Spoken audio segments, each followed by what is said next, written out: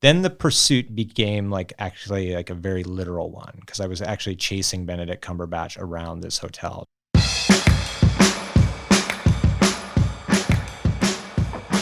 Welcome to We Can't Print This. It's a podcast that tells you the story you don't know behind the story you do. My name is Eden Dawn. My name is Fiona McCann. You're silly today. So every week we interview a writer of some kind or another about the stories behind their stories. And if you like it, you have fun today, you could text this to a friend, or you could sign up and support us on patreon.com/We Can't Print This. Yeah, and it's not a hypothetical. You're going to love it. You're going to love it. Because on this week's episode, we have the one, the only, Zach Dundas. Now, let me tell you a little bit about Zach. He's the managing editor for the gorgeous Wildsome Travel Guidebooks. He's the author of the critically lauded The Great Detective, The Amazing Rise and Immortal Life of Sherlock Holmes, and also The Renegade Sportsman. And he's the co-host of the award-winning and amazing, scintillating Death in the West podcast. But most importantly of all, the most important thing, pre-Wild Sam, he was the editor-in-chief at Portland Monthly Magazine for 5 years, where he was our boss. Our boss. Our boss, who we fondly referred to as Daddy Z. As Daddy Z. And we were not all reported to HR. Somehow it was okay. So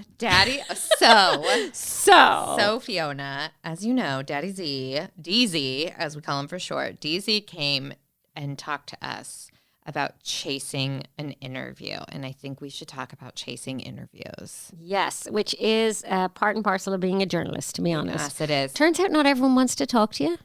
I mean, if you can even get to them. So can I tell you my biggest flop? Yes, you can. Okay, so a few years ago, Kathleen Hanna was coming to town. Kathleen Hanna, icon, Riot Girl movement, Bikini Kill, La Tigra, born in Portland. Kind of a big deal. Kind of a big deal.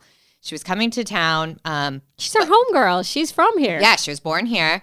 But she wasn't playing a show. She was doing a lecture circuit. Maybe it was when her documentary came out. I can't remember. But so she had a lecture agent who was not good. And I would like to preface this and say I still love Kathleen Hanna. I'm sure she has no idea about this story whatsoever, but the dude who was her lecture agent was not good because I chased him forever because I wanted to write about the show and do an interview with her and promote the show, which again, this is normally what a lecture agent would like a journalist to do to help you sell tickets for the show. Yeah, and don't they want that? I chased him forever before he finally responded to me and told me I had to be prepared for a 72-hour window, of which in that 72 hours to sit by the phone where Kathleen might call me for 15 minutes.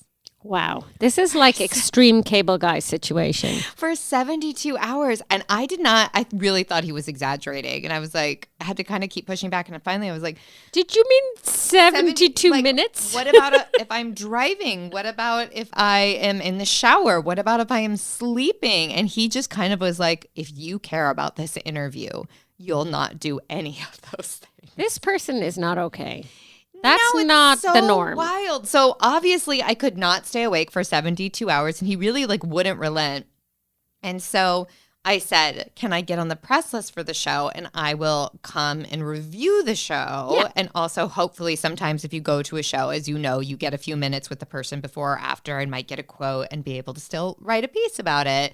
Again, trying to do Kathleen a solid. Trying to do right by Kathleen. And he treated me like I was a con woman, like a full grifter. He was like, I've never heard of a press release or press list.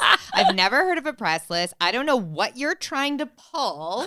Hey, lady with your invented press list. Hey, lady who is an editor, a senior editor at the biggest magazine in the state. Who do you think you are? Press lists are a common thing. Journalists are poor. We get into shows because if we had to pay for all of the tickets, we would never be able to go to all of them. Even publications don't. We write about them. That's common in publications across the board to have a press list. And let me just say, not only on the record, are press lists a real thing and a very normal expectation as a journalist, but 72-hour interview windows, they're not. They are not. No, you said it. I have interviewed many a famous person. I have interviewed congresswomen. I have interviewed senators. You get a time window. And somebody might be a few minutes late, but they're like, here's the time interview you're coming at. Boom, bam, boom. That's What it. is a 72-hour? Who is this dude? I don't know. I hope she fired him. So that was a flop. I did not get any kind of interview whatsoever. Oh, and I bet she'd be mortified. I bet if she's listening to this right now, she's like, oh my God, I'm going to have to call Eden Dawn and apologize. I'm sure that's not the case, but still, Kathleen, I think you're great. We think you're great. And this dude, if you're listening, I need you to know that press lists for shows are normal. And I'm not a grifter. Not She's for that, not anyways. a grifter. And 72-hour windows are like kind of a little bit extreme. But you know it's hard if that's not somebody I knew. Whereas like people in town, if it was a manager for a club or something you have a relationship with, and if you don't have that, it becomes a lot harder. Yeah. I mean, Eden, you know, I am the queen of magical thinking when it comes to interviews. I always think it's going to work out great. I'm just going to call up Joe Biden right now. He's going to come on our podcast. He's going to pick up the phone. I mean, he's on the next episode of We Can't Print This. It's going to be great. And so it doesn't always work out. But I think one of the things that's most difficult when you're trying to get in touch with somebody who is in the public eye is figuring out like who's the person you need to talk to get there. Yep. It does make me wonder if this dude even was the person. Like that's interesting. Plot twist. Plot twist. Because I think that, you know, often you're like, okay, I really need to talk to this person in this movie. So I have to write to the production company through their website to the info@productioncompany.com or whatever the email address is. I mean, that almost never works but then I feel like this is where newsrooms come in handy and why I loved being in a newsroom, because all you had to do was like pop up from your little cubicle and go, does anyone here have any connection to Kathleen Hanna? And like, sure enough, some grizzled fella in the corner, like long-time hack would be like, Kathleen Hanna, now hold on, scroll through the phone. Yeah, now you need to talk to Jack. Totally. Jack's your man for Jack. Kathleen. Jack will put you right. And you'd always have, that's why journalists' Rolodexes or their contact lists or their address books were always so valuable, because you'd be in there going, oh, Simon Cowell, okay, grand. Oh yeah, Victoria Beckham, I'll call her. She'll put me right. You know, all of these numbers would be in there and you'd know who to talk to get to Kathleen Hanna. And if you had somebody like this dude in your way, some other journalists be able to go, oh no, don't talk to him. Don't talk to him. That Don't dude talk to doesn't him. actually know what he's doing. Never even heard of a press list. Never heard of a press list. Don't mind him. You need to talk to Michelle Obama. Here's her number. You need to talk to get to Kathleen Hanna, you need to talk to Michelle Obama. Here's her number. We should get on with it and let Zach tell us his story about trying to chase an interview, of which he also had to be a dogged reporter. Dogged, intrepid, chasing Benedict. We're just going to dive in, but we will begin by telling the world that we call you Daddy Z still, so that everyone so appropriate. So appropriate. I just want to point out that in our studio, Zach Dundas is matching our logo, which I thought was very considerate of him. That was really considerate. Yeah. You plan ahead and you get some, unforeseen successes. Now nobody knows if you're wearing hot pink or the kind of purple. Stripes. Zachary, Yes, Bartholomew Dundas. Here Eden today. Sylvester Dong. I would make a beautiful Sylvester. Thank you so much. What is the story behind the story you have come into our realm to tell us today? Well, by way of introduction, I would say that in 2015, I published a book called The Great Detective. Yes, you did. Which is a nonfiction book about a fictional character. It is, I guess, a handy way to describe it might be, it is a biography of Sherlock Holmes as a cultural phenomenon, right? So it is a book about Sherlock Holmes, the Victorian detective character, but as that character has been manifested in pop culture across whatever 130 years, Ever. bajillions of years. So it's basically a reported book about this fake character that has this real world history of movies and TV shows and just anime all and- detective yeah. work. He Yeah, is right. basically isn't he like the cornerstone of everything that's Scotland Yard? I don't know. And very importantly, currently at my house, I am working on a Sherlock Holmes murder mystery jigsaw puzzle. Yeah, see, there you So, go. I thought you were going to say Sherlock Holmes was currently at your house. He might be. People come by. I definitely met some people while I was working on this book who probably did think that Sherlock Holmes was at their house. Oh, no. So, I believe they're nice you. They're charming people. I believe them. But you were working on this book for some time because you and I began working together in 2010, and I feel like you were talking about Sherlock Holmes then. Yeah. So the origin story of the book, which kind of leads naturally into the tale that I have come here to tell, is that as a wee child in the wilds of Montana, as a young lad, I grew up in Montana, and as a sort of nerdy, bookish child, had many different enthusiasms over the years, but Sherlock Holmes was kind of the big one that was kind of my chief geek interest from the time I was about 11 onward, essentially. So of course these things wax and wane as you grow up, but I was always a big Sherlock Holmes fan and geek on some level, somewhere in my being. That was key and core. Is there a word for Sherlock? Are they Holmesians or they Sherlockians? Okay, they are both. Oh, okay. Oh. I just wondered. If you are Swifties. if you are if you are of British or Irish extraction, you most likely, or even fully Irish, for example, you most likely identify as a Holmesian. Are you? I most likely do. And from here on in. And if you're from anywhere that might be considered New World, the United States, even Japan, where there's a fairly substantial Sherlock Holmes subculture, you would most likely self-identify as a Sherlockian. Do they really say Holmesian, though? They don't say Holmesian? Some do. Not my people. The regional divide. This is putting Fiona and I on opposite sides of the battle. So anyway, I was a big Sherlock Holmes nerd all growing up. Around 2010, about the time that I started to work at Portland Monthly, the career that brought me across both of your paths. You dragged us across your path, if I recall. We were conjoined and betwixt. Betwixt. So, not the right are you trying to speak Sherlockian? Yeah, the jigsaw puzzle has been influencing me. So it was around that time that the Robert Downey Jr. and Jude Law Sherlock Holmes movies I hit. recall that. Super. And I even saw that in the cinema. Yeah, and I was looking at that and I was thinking, there's something interesting here. I mean, this character keeps getting revived every generation, approximately. There's a whole wave of movies and TV shows and this, that, and the other about this one character that was invented by a dude, Arthur Conan Doyle, back in the 1880s, and has kind of persisted in popular culture ever since. And I was like, that's kind of an interesting story, potentially. I also knew about the existence of these fan groups and subcultures that we just talked about. And like, okay, well, so there's some reporting that could be done, some like real world interviewing. You love a bit of real world interviewing. Yeah, I mean, it's like I'm Woodward and Bernstein. You love an internet subculture. Yeah, you're Sherlockian and Holmesian. I did. So I wrote a book proposal around that time. I don't know, somewhere in there. I sold the book in 2012. Okay. To Houghton Mifflin Harcourt and started working on it around then. So it was, the reporting happened in 2013, 2014-ish, and the writing as well, and then it came out in 2015.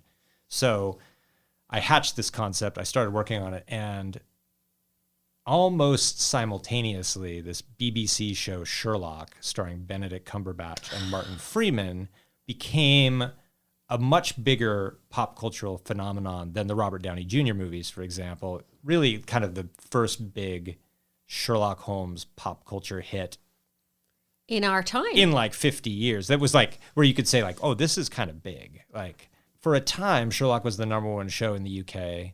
It was a huge hit for PBS and kind of like revived the Masterpiece Theatre franchise. Totally made his career as well, Benedict. And is it Murder, She Wrote style where every episode there's a new murder and he is solving it with his intellect and nothing else? Essentially, yeah. He's kind of a savant. Yeah, they did. The creators of the show, who I interviewed for the book as well, Mark Gatiss and Stephen Moffat, did this kind of brilliant thing where they took the original 1880s Sherlock Holmes short stories and turned them into scripts for very modern, kind of almost like techno-thrillery mystery bit stories. of steampunk, a little bit of... Yeah, they made Benedict Cumberbatch super fashionable and hot, and then They just made him hot. He was unhot, clearly. And Martin Freeman is a super charming Watson, but also kind of like a man of action. The book talks about tons of different stuff related to Sherlock Holmes. It talks a lot about the original author, Arthur Conan Doyle, and his life. It talks about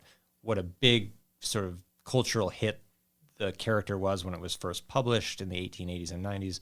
All that stuff. But all along, I knew, it was like, okay, I've got to get Benedict in this book.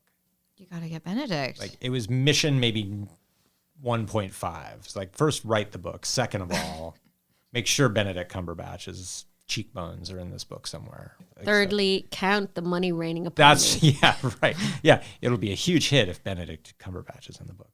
That turned out not to be true. But anyway, so I immediately did what any good reporter would do and tried to figure out, like, well, how do you get to Benedict Cumberbatch?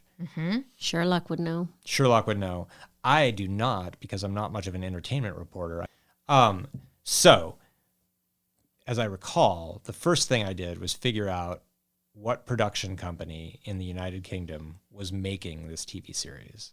Like, and that seems like a pretty logical way to go. Like, Yeah, step one. give him a ring. So I gave him a ring, dropped him an email. And I'm sure they got back to you straight away. It was even worse because Fiona might relate to what I'm talking about here. Like, if you call someone in England and you get a cold shoulder from them, it's the coldest cold shoulder. Oh my God. Like, it is ice. do you know how, like, in America, like, even if you have no intention of helping somebody out, you're going to be like super chipper and polite to them. Like, oh, hey, oh yeah, it's great to talk to you. It was really nice to meet. Let me talk to Steven and see what he can do. Circle back. Yeah, we'll circle back. Circle back, yeah. Circle back. Yeah. So You have a great day. yeah, have a wonderful day. There's none of that. No, there really isn't. in They just England. had you questioning all of your life choices. It was, there was, I, in my memory at least, and I'm sure this is pretty close to true, there were at least half a dozen phone calls where I was trying to explain myself to some sort of intermediary who stood between me and the people who could make any sort of decisions about me interviewing anyone involved in the show. And they treat you like they're scraping you off the bottom of their shoe. Really awful. I mean, it was like, you're writing a book about Sherlock Holmes. Like, and you're making a fucking TV show about him. So, like, aren't we friends here? But no. You can feel them covering the receiver and go, this geezer's writing a book. Yeah.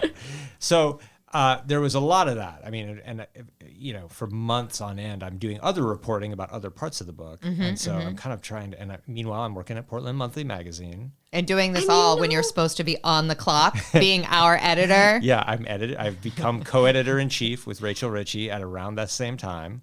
And there's like one, if you were like working for a British tabloid, you would have the number of the guy that you need to, or the girl you need to talk to. Yeah, I didn't have any institutional standing to be able to say, like, hey, I'm working on this story for the New York Times. You want to, like, hook me up? So, but you also want, there's the one person whose number you have to have. There's always that person in the newsroom. Right. You need to talk to Louis. Yeah.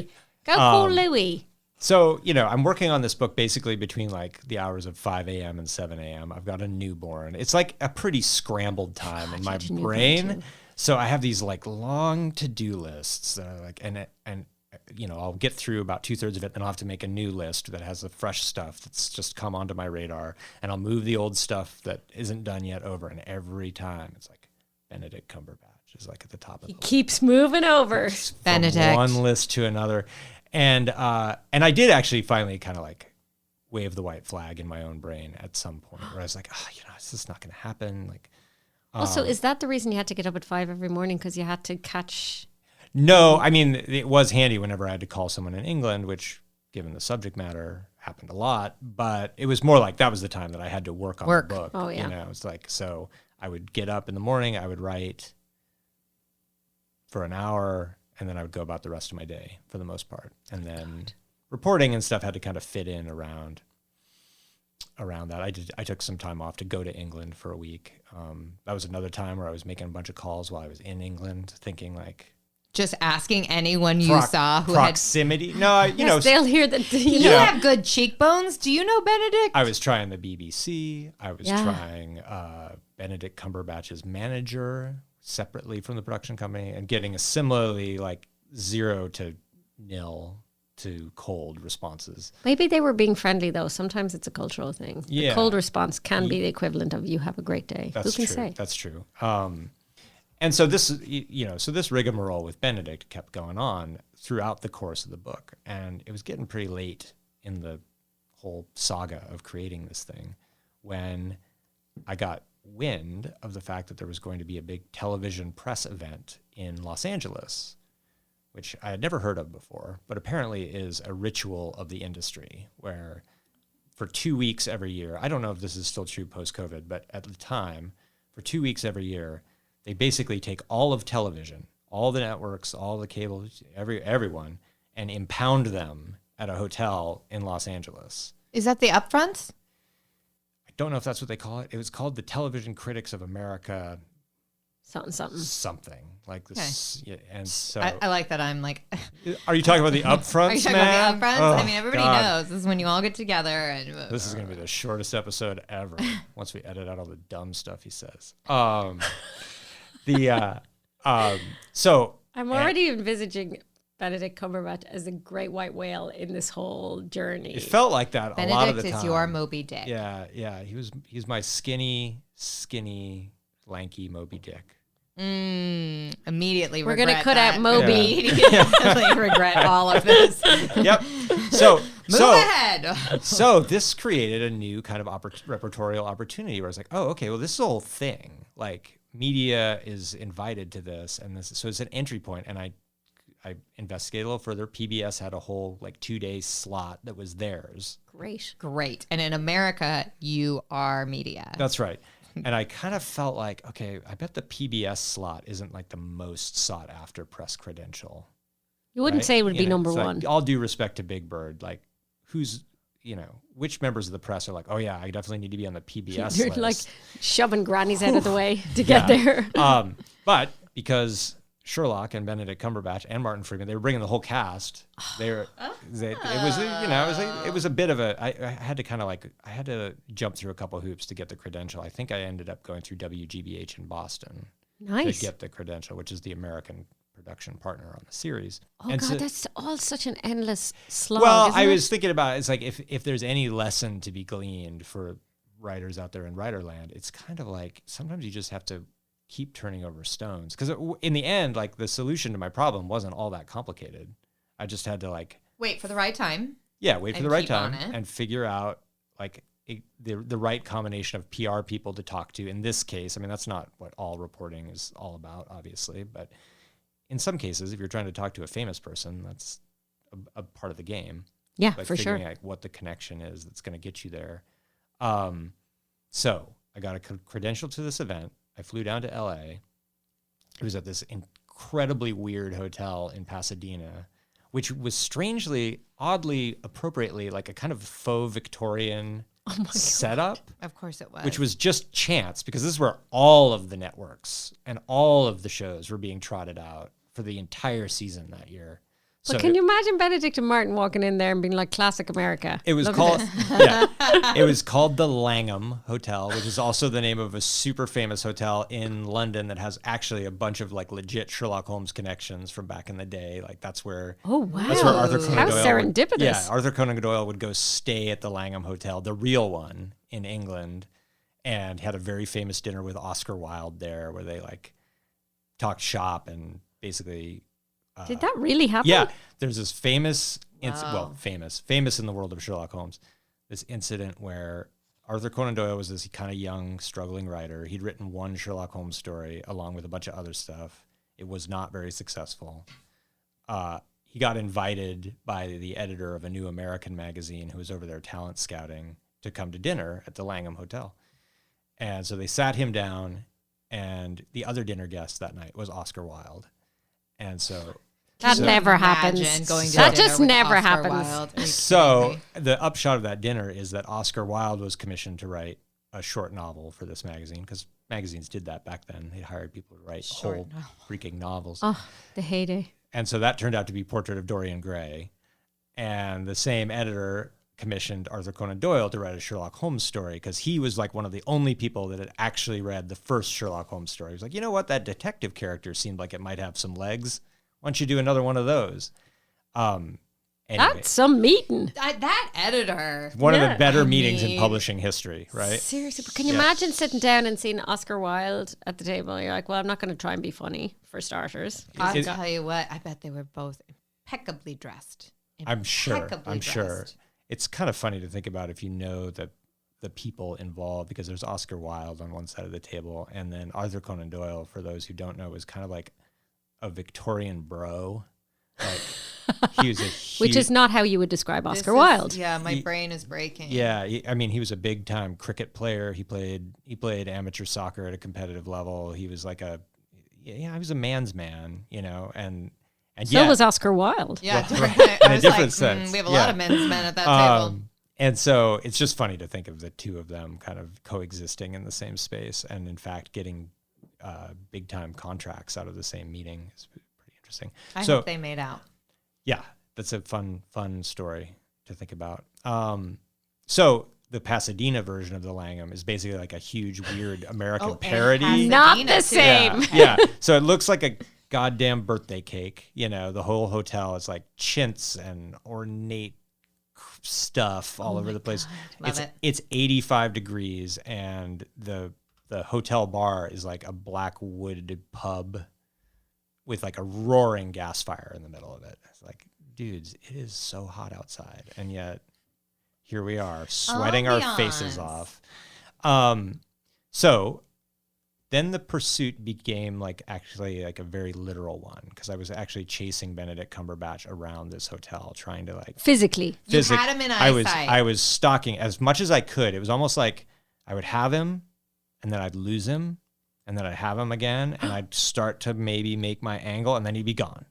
Hold on. You're in a room with him. You see him physically. This is more like out and about in the hotel, because it's a whole, like, there's a lot of milling that goes around in this event. There's like, you know, I ran into Christopher Plummer in the men's bathroom. Aww. You know, it's that kind of thing where it's like, oh, there's that famous person. There's that famous person. And it's whoever's on deck to talk to the press and do their moment is also just kind of milling, or they're sort of imprisoned there, actually, is what I get the impression. Like, they're all kind of put up there for days on end, and like, you're going to do these 5 press conferences and these 9 interviews, and that's what you do all day. So and you're going to get chased by journalists. And then this one little like redheaded man is going to stalk you around the hotel. Christopher Plummer is just like stuck in the bathroom. Like, somebody let me out of here? I was in The Sound of Music. It was funny because I walked into the bathroom, and there's Christopher Plummer standing there looking sort of confused, like looking this way and that. And it is a very lavish scene. Like, the bathroom has like it has like an antechamber and like branching corridors, and wait, he's what? Like, he's the like, bathroom is a maze? Yeah, that's a terrible idea. So Christopher Plummer's standing there and saying, how do I get to the men's room? And I was like, well, you're in it. And he's like, but I'm not at the part where I can let loose. Yeah. It feels like an internal question. And I was like, why don't you go left? I think it's to the left. And so I helped Christopher Plummer out a little bit. Anyway. You didn't misdirect, because that would have been cruel. Yeah, that would have been bad. How do any of us get to the men's room when you really think about it? Mm-hmm. So, I mean, long story short, I wish that I could tell you that I managed to buttonhole him and get Benedict Cumberbatch mano a mano for like 15 minutes. That didn't happen. No. Did you? Yeah. What? Well, I ended up talking to everyone else who was involved in the show at a high level, kind of in person, like one-on-one interviews. But I couldn't ever get him pinned down for one or catch up with him. Did you ever even physically get close? Yes, were you like, because we were in a press conference together, right? Okay. And same room? Yeah. And so I got as close as I could with the crush of other media. And it was quite a scene. It was like, it had the feeling of a full-on big-time press conference with lots of, you know, people waving their little like handheld recording devices and shouting questions and whatnot. And then they brought it to more of an organized kind of like, everyone, you know, raise your hand and you'll be called on. And I managed to get a question in. You did. What's the question? Well, Well, I asked it. I mean, so this requires a little bit of dorky setup, which is that the history of actors playing Sherlock Holmes is not an entirely happy one. Like, people in the role have often had some sort of weird struggle with it. Like, often because it's in many cases, it ends up being like the biggest part they ever play. Yeah. Or at least like a career defining part in some sense. Now, this might have been more true at an earlier era, but like there's a famous, at the time, famous British actor named Jeremy Brett who had the role in the 80s, and it Never heard of him since then, It became sort of entangled with personal problems he was having at the time, because it was like he was suddenly a huge celebrity within England because of this successful show. Basil Rathbone, who is probably the most famous actor who played the character, kind of couldn't stand it and felt sort of trapped in it after a while, like typecast forever because of it. All like Christopher Plummer in The Bathroom. Yeah, exactly. Christopher Plummer played Sherlock Holmes twice, but where? Wow. Once for an incredibly obscure but actually quite good CBC, Canadian Broadcasting Company production, and once in a movie, the title of which I forget, but which was made in like the late 60s.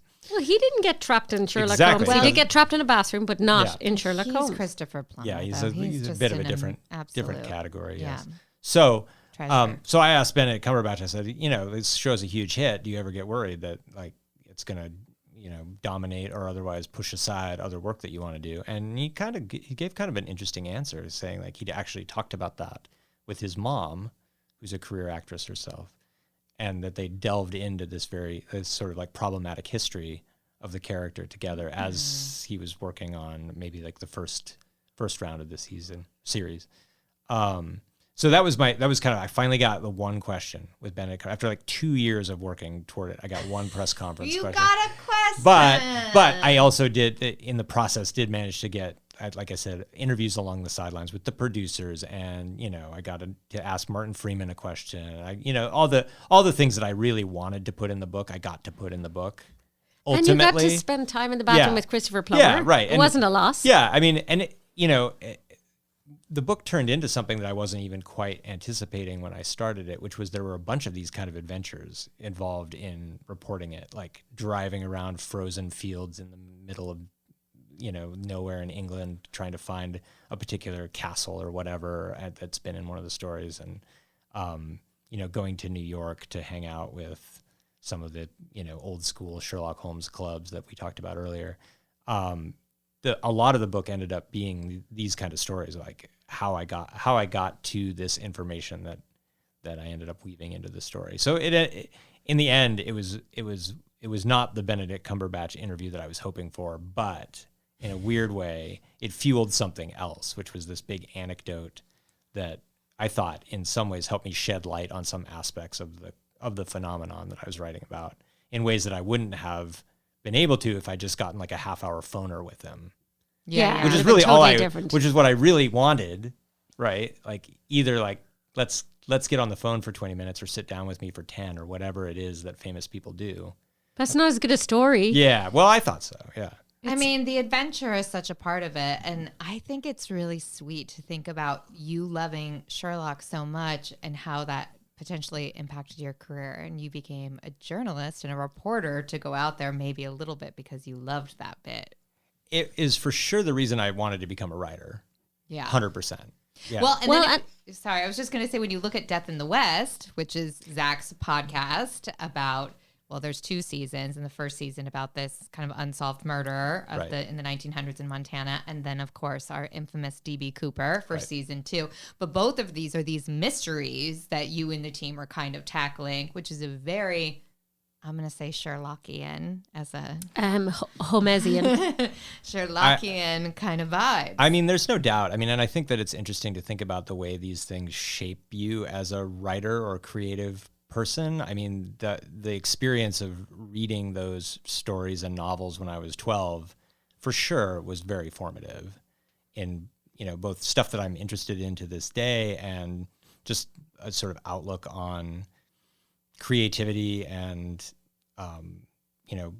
how to navigate the world. I mean, they're interesting stories in their original form because a lot of it is about just like observation and paying attention to what's around you and being sort of aware of your surroundings and the other people within your surroundings and what they're doing. And I think that's a lot of what journalists do when they're Yeah. doing their best work. You know, you're sort of tuned in to what's going on around you in a way that's abnormal, maybe, like noticing what someone's wearing. Yeah, paying too much attention. Yeah, like, you know, what is the detail that reveals someone's character if you're writing a story about them? And maybe it's like the kind of tea that they like to drink, or a weird thing that's on the shelf in their house, or the crumb in the corner of their mouth that's clearly from St. Anne's Bakery down the street. Like, that's the kind of thing that Sherlock can come up with.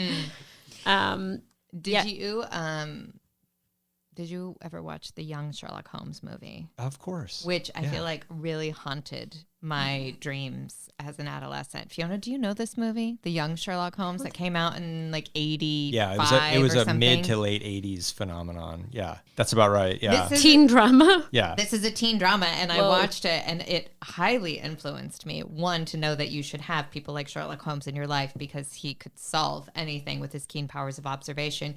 And two, to be slightly more terrified of cults. Yeah, that was a traumatizing movie, because I saw that sort of like at a younger age than it was intended for, because I was like, ooh, cool, Sherlock Holmes. And then I was like, they're killing these girls. This is terrible.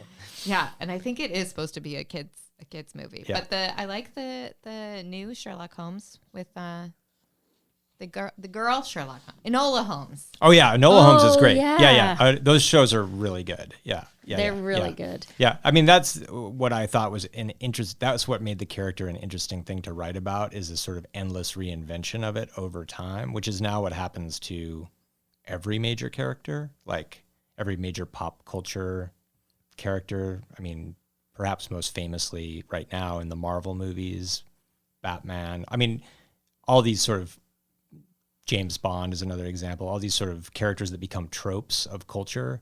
Mm-hmm. The argument I made in the book was basically like Sherlock Holmes is sort of the prototype of that, like endlessly reinvented, millions of different versions of it, kind of inexhaustibly franchisable in its own way.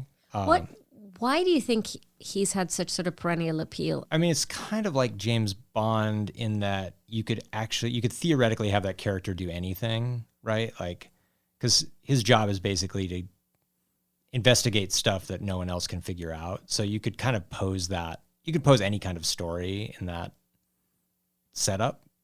And you also have this other character, Watson, that provides like the comic relief and a little bit of tension in the relationship. So it's a good sturdy setup for all kinds of adventure stories, I guess. Like, I have a theory for it. I think it is because my version of that is I'm more a Nancy Drew person, but it's a very similar thing, right? It's this character, it's never ending. There's this superhero route, which feels unattainable, right? I can't be Spider-Man. There's something about Sherlock Holmes or the Nancy Drew or the Jessica Fletcher, my icon. Respect. It's their smarts. All they have, they're not particularly special people. You know, they weren't bitten by something radioactive. You don't have to be in the best shape. You could be any age, and come from anywhere. It's really just about your keen powers of observation, thinking critically, and being smart. And I feel like there's something to that makes people feel like, I could do that if I just really put my mind to it. And then you feel invested in that character because it could be anybody. Anybody could be Sherlock Holmes. And you almost constantly try to be in lockstep with him, and you never are quite. Yeah, it's kind of it's like the Glass Onion movies are Knives Out. The Knives Out movies are basically like another version of this same formula, where it's like this hyper observer is dropped into a situation, and you get to see the story from the outside, and then you get to see it from their point of view, the person who figured it all out, and you see a story behind the story. Do you think Benedict read the book? I would 100% guarantee that he did not. No, I didn't know where you were going there. I believe he did. I would 100% guarantee that he did. Benedict. Let me text him. Yeah. Yeah. Let's find out. If we could get a blurb from him on the next paperback edition, I think that would make a big difference. Great. Yeah. Okay. Yeah. Gauntlet thrown. Yeah. I think it's time. Oh, it is time. So, hold on. This is the official wrap up. But we're not wrapping up, listeners. Stay with us. Thank you again to Zach Dundas for joining us today. We really appreciate it, Zach. Thank you. You can follow Zach at Zach Dundas on Instagram and X. I pretty much quit. Okay, Forget great. that. Yeah. Forget it. Yep. And that's it from We Can't Print This for today. You can see more information about all our episodes at wecanprintthis.com, and you can find us wherever you listen to your podcasts. And don't forget to follow us on Instagram at We Can't Print This. Tell all your friends, and find us on Patreon /We Can't Print This. Thank you to our producer, Miranda Schaefer, and to Dave Depper for our intro music. This podcast was recorded at the Writer's Block in Portland, Oregon. And the biggest of thanks of all to really our collective work wife, Rachel Ritchie, for being the little glue that held all of us together. Absolutely. She is. I wouldn't have gotten through writing the book without Rachel because we were co-editors at the time, and you had to pick up a lot of slack. She probably still resents Yeah. you. Oh yeah. Absolutely. She'll get a blank look in her eye when my name is mentioned. Well, if you are a writer with a great behind the story, please do get in touch at wecanprintthis@gmail.com. Nailed it! Nailed it. Elementary, my dear Dundas. Thanks, guys.